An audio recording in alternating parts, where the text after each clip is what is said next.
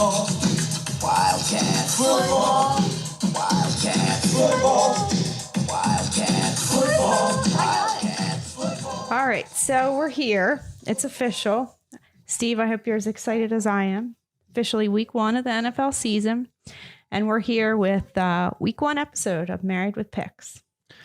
Yeah, so just to summarize, we're going to come to you weekly on, we're going to record on Friday nights each week during the NFL season. And we're going to try to give you our best. We're going to give you winners, our best plays of the week. We're going to talk some fantasy, daily fantasy sports and players to play.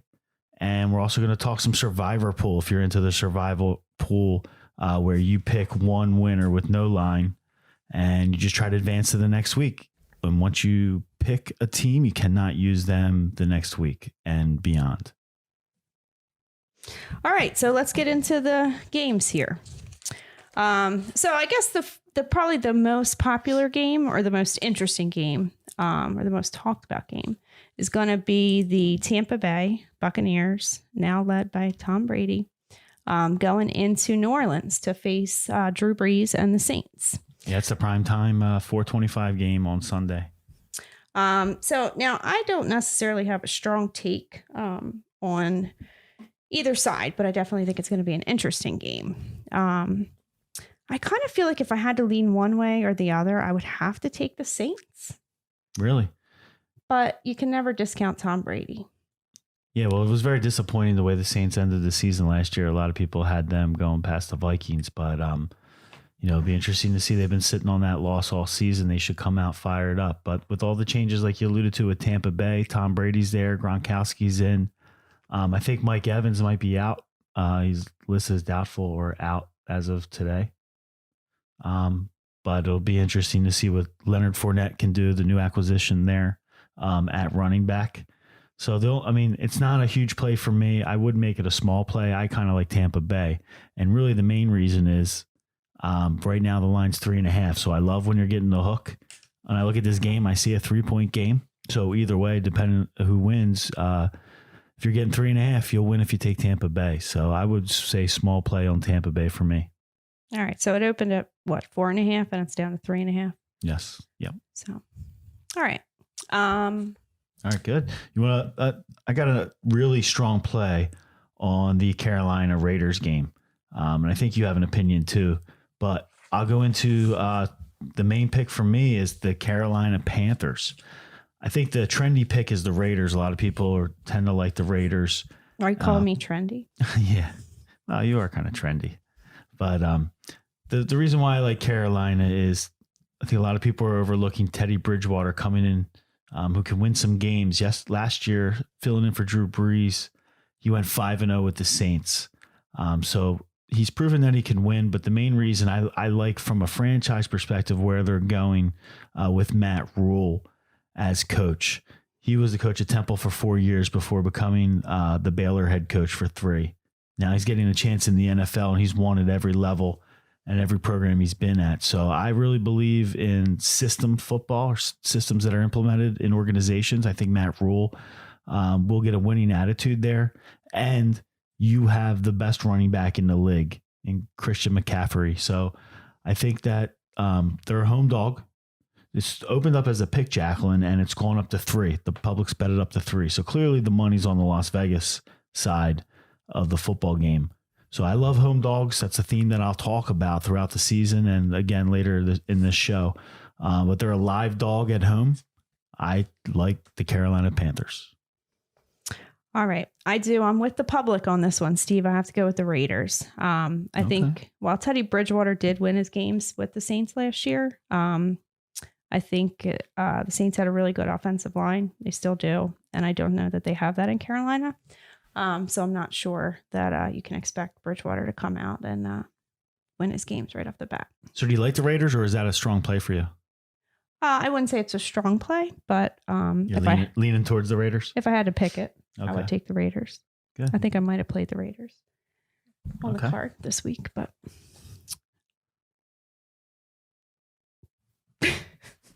all right. So you want to go? You have a game you want to talk about?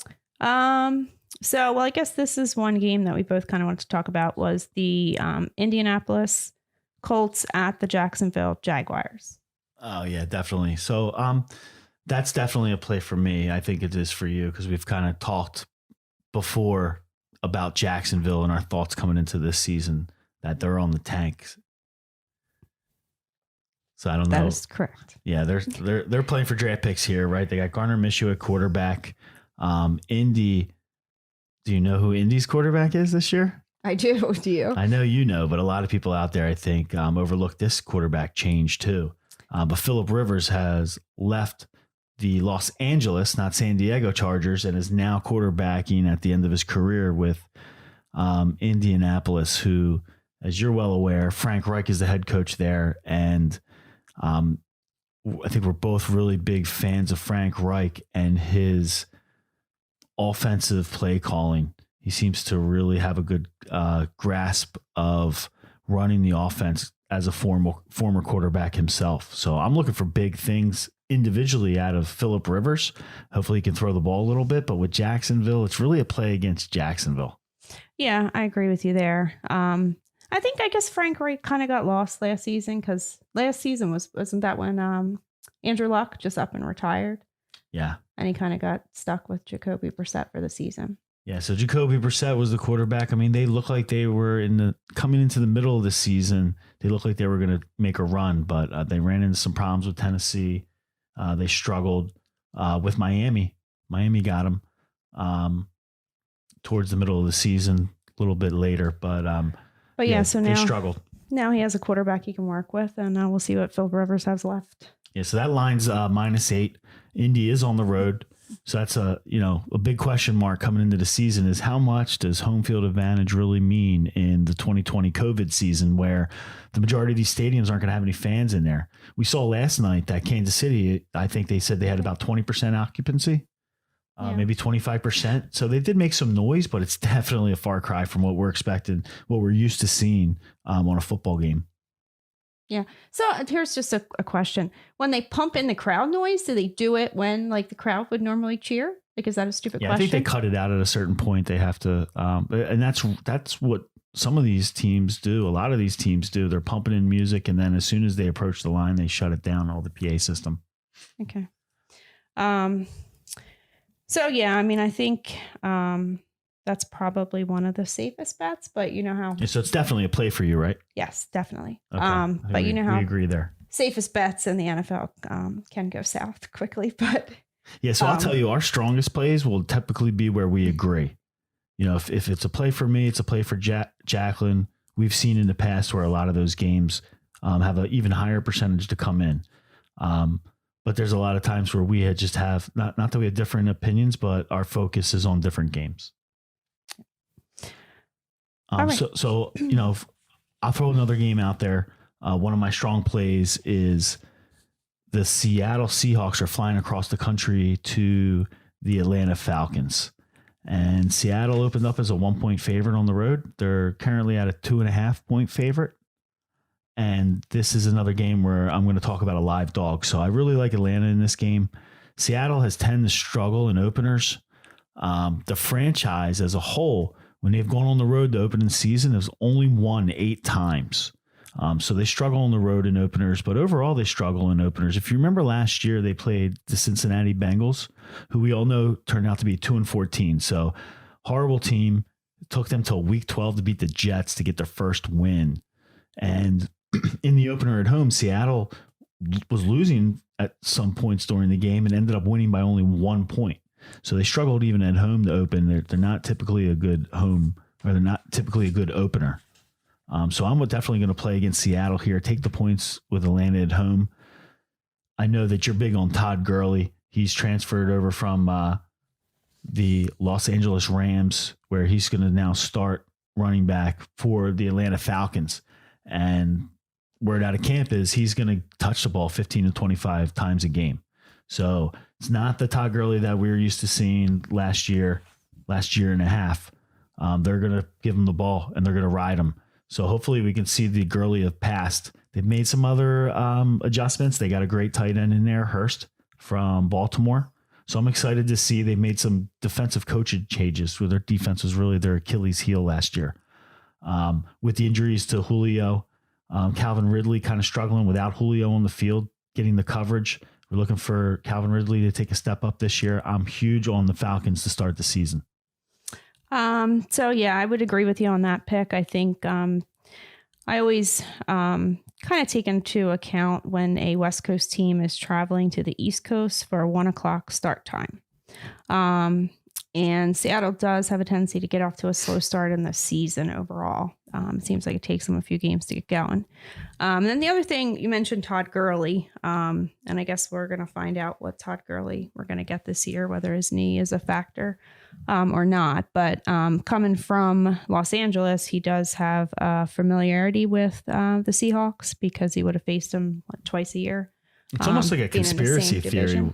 What happened with the Rams, right? Like, is his knee really that hurt? Did they just not want to pay him and they sat him? Like, it's weird. I'm excited to see if he can get back to where he was when he plays with the Falcons. Yeah. So over the last 3 years when he was with the Rams and he faced the Seahawks, he has 10 touchdowns in the last 3 seasons. So I'm willing to. He likes playing the Seahawks. And I didn't know that one. I like him even more now. So is that a play for you, an official play? Or do you just kind of lean? It is not. When I initially looked at that game, I just kind of thought avoid. Okay. But yeah, it's a tough matchup. But I think based off the disappointing season last year, the Falcons are going to be hungrier in this one to come out of the season. The only reason I think I say that is because I've been burned by Atlanta too many times in the past. Yeah.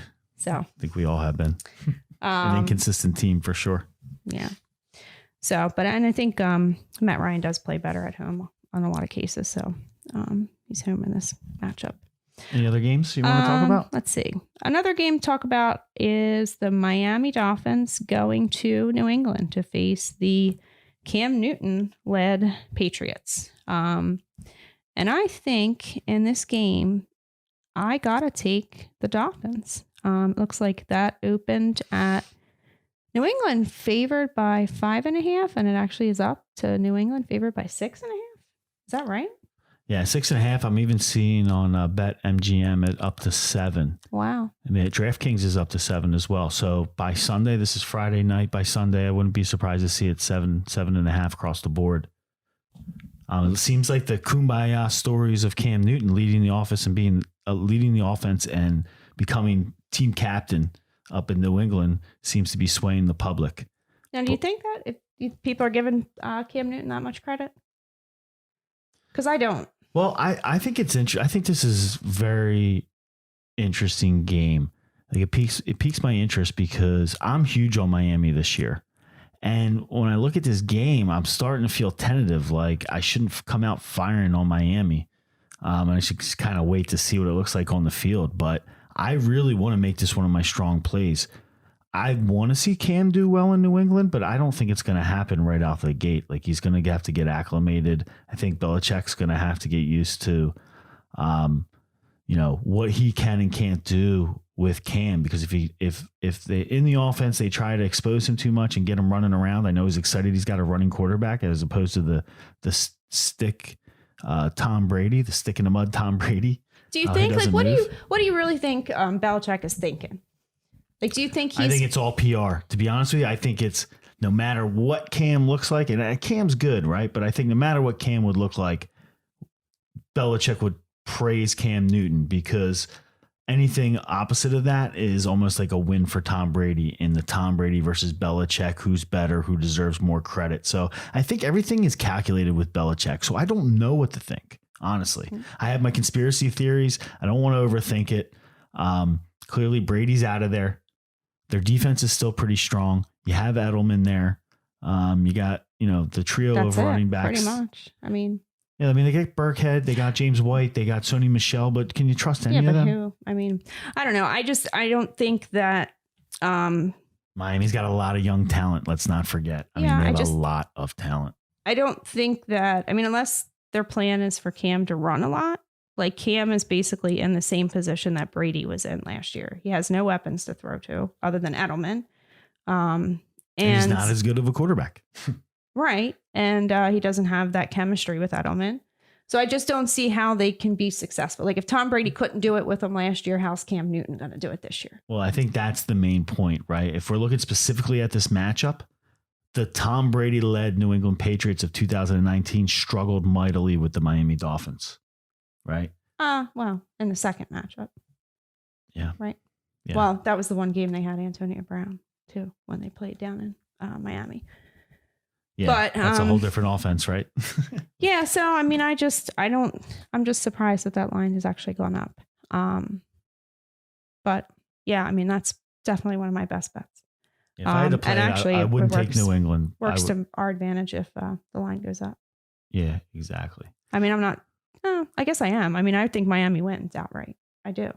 By the time Sunday rolls around, I'll probably be points. firing on Miami. But right now, I'm not making it one of my best plays. I kind of want to sit back and see what happens. But I love Miami for the overall for the year. I hope they win this game because then it actually opens up the door for them to be competitive in the division standings. For sure. All right. Let's see. Any other games that you want to talk about? I'm just kind of taking a look down the list. I would say I'm looking at Dallas over the Rams. It opened up as 2.5 favorite for Dallas on the road. So that's a game that's piqued my interest, but again, it's not a game that I'm making one of my top plays. Yeah, that's another game I just have to avoid because I don't know what to make of either team at this point. Yeah, it's a tough one. Let me ask you this: so Monday night we have two matchups. It's Pittsburgh at the New York Giants, Tennessee at Denver. Do you have a feeling on any one of those games? I actually, and this is probably the contrary pick here, but I think, and this will be my best bet of the week. I think the Giants win. Outright. Yeah. Okay. So here's one thing. Number one, it's great to have Ben back. Because I know the people of Pittsburgh are happy for Ben to be back. Well, I love the Steelers, and I love the Steelers for two things. Number one, Ben sucks on the road. Number two, they seem to play down to competition that they deem less than them. So, and that's kind of why I am picking them in this game, because I think they just kind of overlook those opponents that they don't think match up. And that's a trend. You remember a couple of years ago when I took Cleveland in week 1 of Survivor when they played Pittsburgh? Yeah. And it ended in a tie. The game ended in a tie. What happens on ties in Survivor? You get out. Exactly. But, hey, if they had won, I'd have been a genius. But that game was brutal. It still baffles me that you would come out firing on a Survivor pool week 1 with Cleveland in any season. You could go back to 87 with Bernie Kosar. I would not fire out with Cleveland. Ben threw 5 picks in that game. Yeah. And I mean, he's coming back from injury. Like he went out in game 2 last year. So this is his first NFL action in a while. He's without Antonio Brown. Well, I'll be honest with you. When I first looked at this game, I liked Pittsburgh. And I noticed that the line opened up at 3 and the public bet it up to 6. Oh, yeah. So this almost to me looks like the sucker bet of the first week.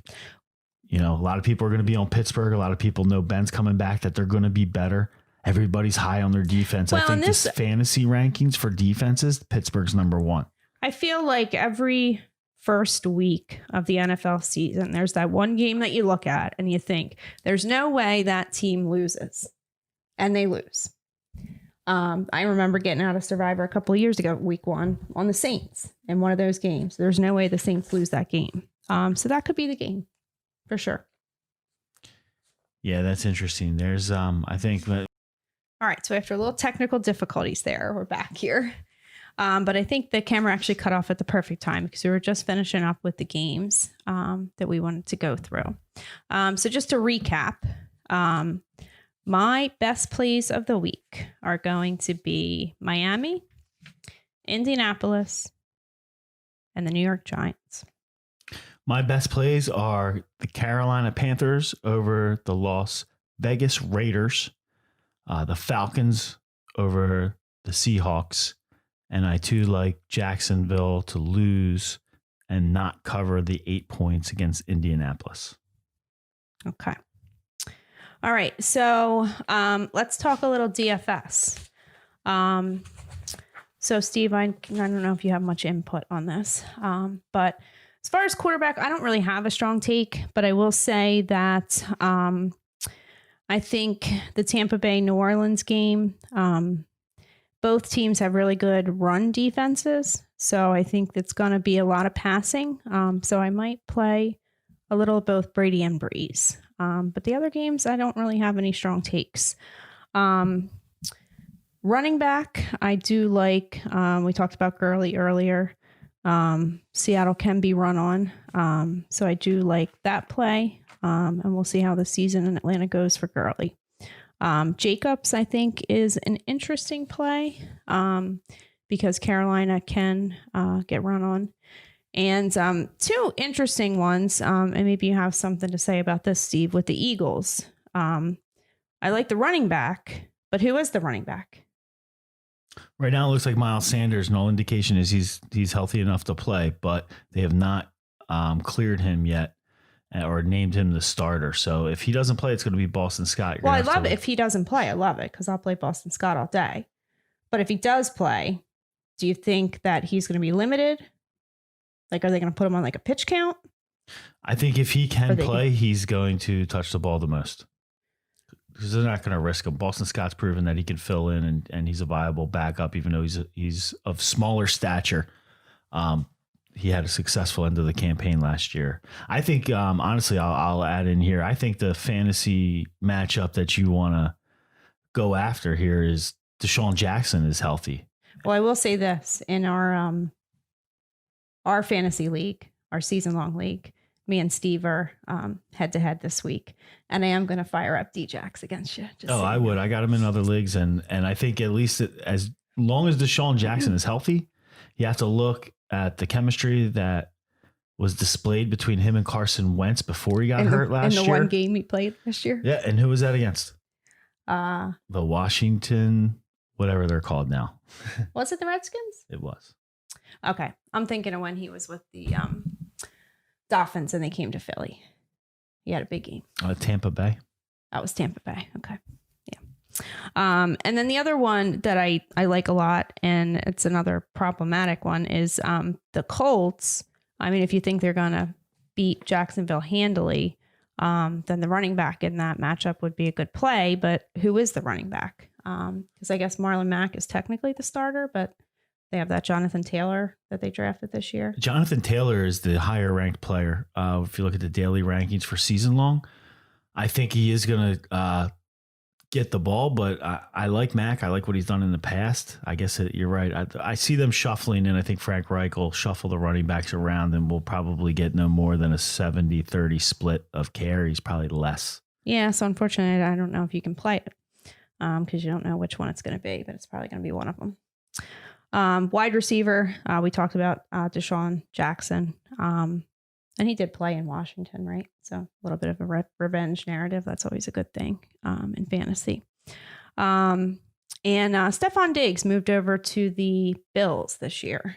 So I think that's an interesting play. The Jets secondary is not good. So I might fire him up and see how he does. I don't know what to expect with him in Buffalo with Josh Allen. I was going to ask you, what does that do for Josh Allen? And is he a quarterback that you might look at based on the fact that he's got a commodity in Stephon Diggs who's proven and can get down the field and can score touchdowns? Yeah, I mean, he had that same kind of approach last year when they got John Brown. And he had, some mediocre games, I guess, but he never really had that who was the monster. other receiver for Buffalo last year? I have no idea. Yeah, so I don't know. I guess what I hear people say about Josh Allen is he's got the big arm, but he kind of lacks the accuracy. So, but we'll see how it plays out with Diggs. I guess you would say Diggs is a better player than John Brown, right? Absolutely.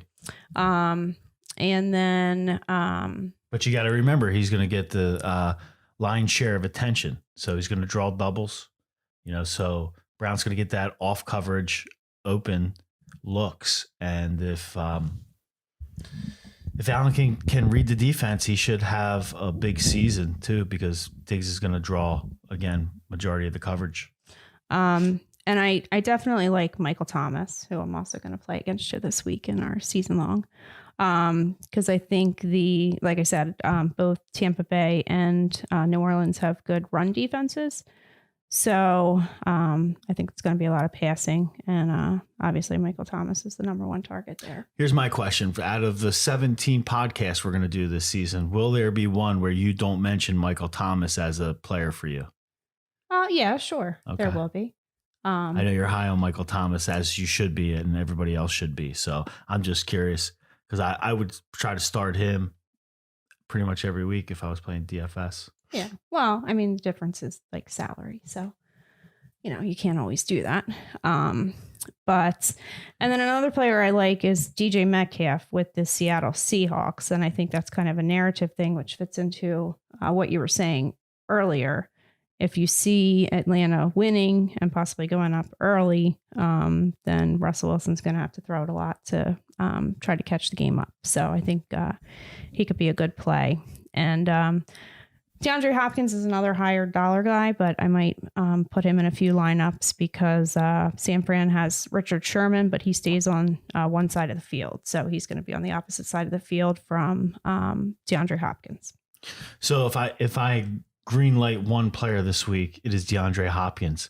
I think he's going to want to prove that he's still the best receiver. In his mind, he's definitely the best receiver. It's arguable. And I think with that air raid attack, he's going to have a huge season. So I would start him out of the gate and keep riding him.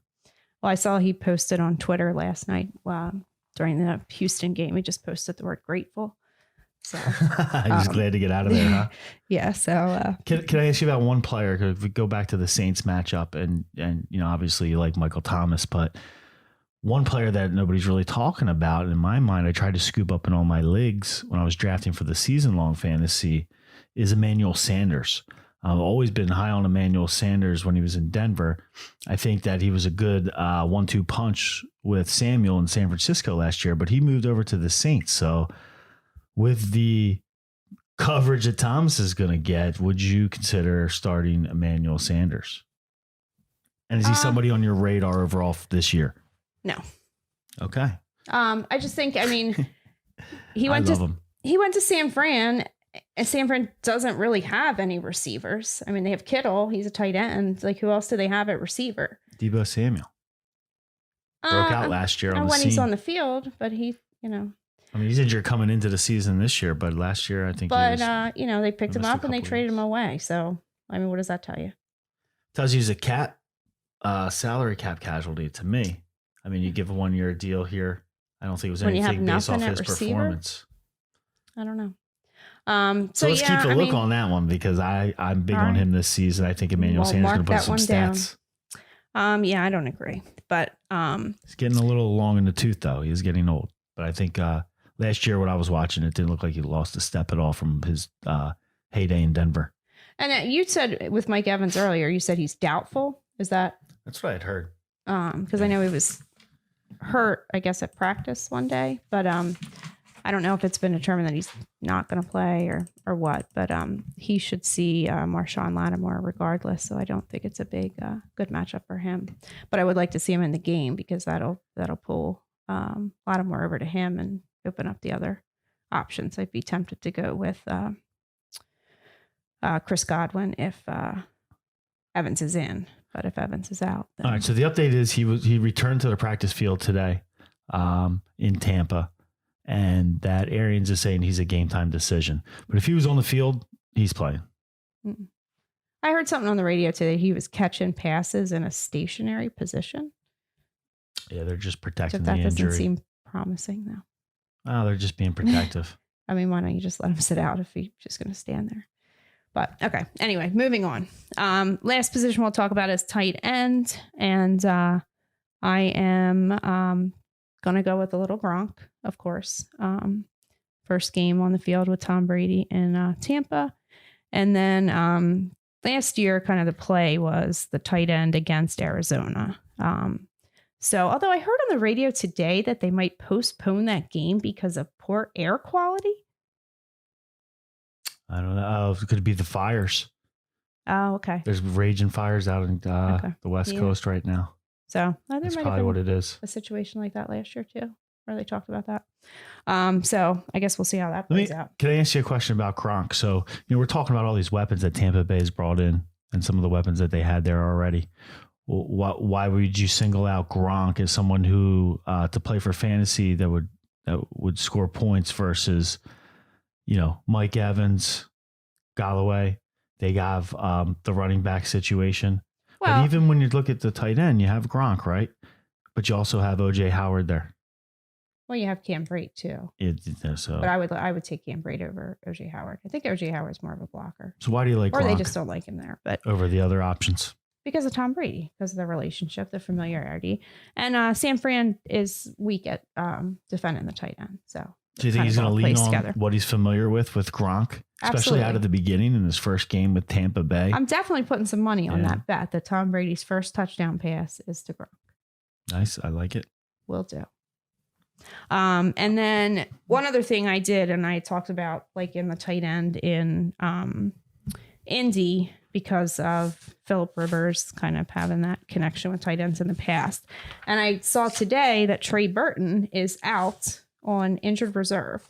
What? So that definitely opens the door for Jack Doyle. I don't necessarily like it so much this week, but going forward, I did pick him up off the waiver wire just so nobody else got to him. No, Jack Doyle, that should be a good connection, especially we all know how much Phillip Rivers loves throwing to the tight end with Antonio Gates and the connection that he had with him in San Diego. You got it. All right. So, that's all I have for DFS. And so we'll talk a little Survivor. Steve, I'll let you go on that one because I don't have, I have one position to state on that. Okay. So we're going to talk a little bit of Survivor and just going to give a little intro here from a philosophy standpoint. So for those of you who aren't aware of the Survivor pool, high level summary is each week you're going to pick one team to win and for that week with no spread, no line. If that team wins, then you advance to the next week. If the team ties or loses, then you're out of the pool. Now, the catch is that once you select a team, they become off your board for future weeks and you can't select them again. So there's some strategy in looking ahead, but overall, I don't really look ahead too much until we get out of the first couple of weeks because as anybody who's played, it's all you can do to get through the first 3 weeks because you think you're making easy picks. The next thing you know, 2 weeks, 3 weeks in and over half the field has already been eliminated. So I like to just kind of make sure you get through the first couple of weeks, then start strategizing. You get a better feel for what teams look like through the season. But so do you take the safe plays in like the first week? So would you take like, say, the Chiefs? I know they already played, but if I thought you're absolutely looking for the safest play week one, because but don't you want to try to save like your best teams for later? Theoretically, but my overall philosophy is get through week one and figure it all out later. So I'm not going to, let's put it this way. If there's multiple teams I like, then yeah, I'm going to try to take the team that I think is going to be worse during the season and get them out of the way, especially if they're in a matchup that I really like. They're playing somebody that's probably going to be a bottom feeder of the NFL. So you do want to try to keep people available for future plays. But again, as soon as you try to get too fancy and you overthink it, boom, you pick a team that loses and you're out. So there's no tomorrow if you lose. So that's the major problem there. You have to balance saving teams for future versus, making a bad pick and being out of the tournament. So really, if we can move on, what I'd like to do is just share a couple of rules I have. They're rules that I try to stick by. Sometimes I'll break them.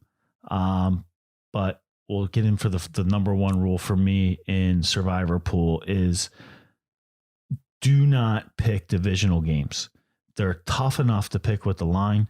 Divisional games, they know each other like the back of their hand, and they're very hard to predict. There's a lot of times when these big upsets happen, they happen in divisional games.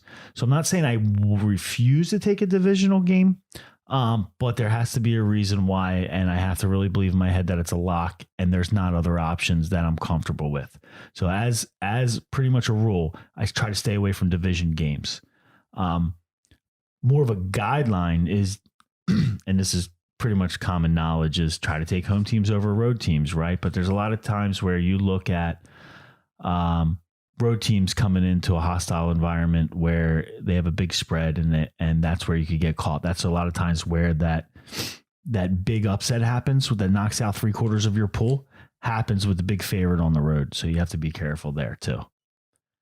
Is there anything from, you've played Survivor Pool, is there anything from a rule standpoint that you try to stick by?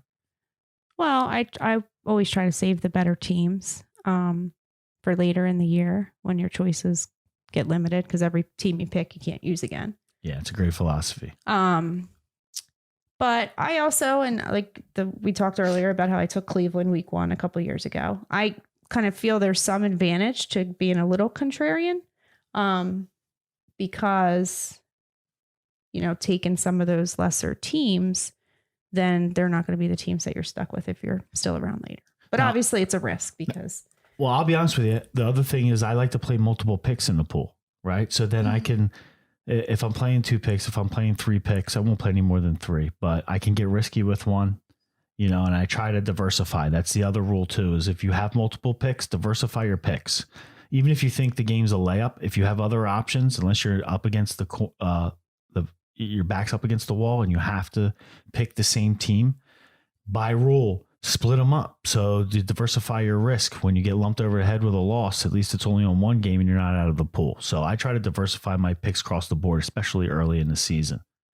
You might run into a situation, you start getting deeper into this pool, like week 7, week 8, and you don't have certain teams available that you have to go with the same team. But by rule, I try to stay diversify the picks is another rule. So let's get into this week 1.